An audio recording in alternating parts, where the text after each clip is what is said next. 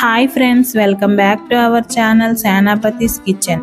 ఈరోజు మనం ఇంట్లోనే రెస్టారెంట్ స్టైల్ వచ్చేలా white sauce creamy and cheesy pasta ఎలా చేసుకోవాలో చూడబోతున్నాం.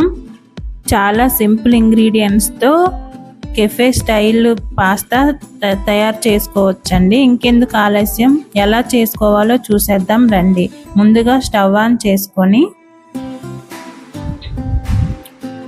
ఒక గిన్నెతో వాటర్ పెట్టుకోవాలి. అందులో సాల్ట్ వేసుకొని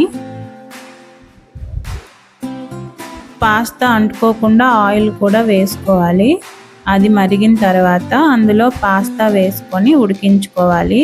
మధ్య మధ్యలో కలుపుతూ ఉడికించుకోవాలి. పాస్తా బాగా ఉడికిన తర్వాత ఇలా నొక్కి చూస్తే తెలుస్తుందండి. అలా మెత్తగా అయితే ఉడికినట్టే. దానిని స్టైనర్లో తీసుకొని వడకట్టుకోవాలి వాటర్ని. దాంట్లో చల్లనీళ్ళు వేసుకుంటే అంటుకోకుండా ఉంటుంది. ఇప్పుడు దానిని పక్కన పెట్టుకొని స్టవ్ ఆన్ చేసుకొని కడాయి పెట్టుకోవాలి.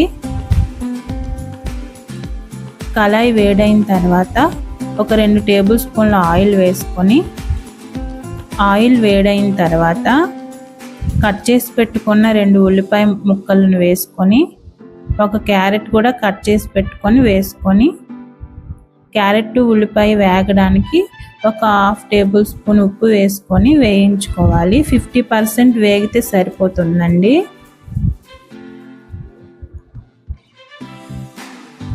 ఇలా వేగిన తర్వాత ఒక బౌల్లో తీసి పక్కన పెట్టుకోవాలి.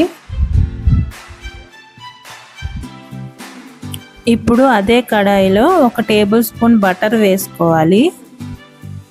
అందులో కట్ చేసుకున్న వెల్లుల్లిపాయ ముక్కలు వేసుకోవాలి. అవి కొంచెం వేగిన తర్వాత 2 టేబుల్ స్పూన్ల మైదా పిండి వేసుకొని అది బాగా కలుపుతూ వేపుకోవాలి. అది ఇలా వేగిన తర్వాత కొంచెం కొంచెం పాలు పోసుకుంటూ ఉండలేమీ లేకుండా కలుపుకుంటూ మధ్య మధ్యలో పాలు పోసుకుంటూ ఈ స్ట్రెచ్చర్ వచ్చేంత వరకు కలుపుకోవాలి. ఇలా వచ్చిన తర్వాత ఒక టేబుల్ స్పూన్ చిల్లీ ఫ్లేక్స్ వేసుకోవాలి. ఒక టేబుల్ స్పూన్ మిక్స్డ్ హెర్బ్స్ వేసుకోవాలి. అదంతా ఒకసారి మొత్తం కలిసేంత వరకు కలుపుకోవాలి. అలా కలిసిన తర్వాత మనం ఉడకబెట్టి పక్కన పెట్టుకున్న పాస్తా అందులో వేసుకొని అంతా ఒకసారి మిక్స్ అయ్యే వరకు బాగా కలుపుకొని, వేయించి పక్కన పెట్టుకున్న ఉల్లిపాయ ముక్కలు, క్యారెట్ ముక్కలు అందులో వేసుకొని కలుపుకోవాలి. కన్సిస్టెన్సీ ఏమైనా కొంచెం థిక్గా అయితే అందులో ఒక వాటర్ వేసుకొని కలుపుకోవాలి. అలా మొత్తం కలిసిన తర్వాత రుచికి సరిపడా ఉప్పు వేసుకోవాలి. అంతా ఒకసారి కలుపుకొని ఒక 2-3 నిమిషాల పాటు ఇలా ఉడికిన తర్వాత 2 టేబుల్ స్పూన్ల చీజ్ వేసుకొని మొత్తం అంతా మిక్స్ అయ్యే వరకు కలుపుకోవాలి.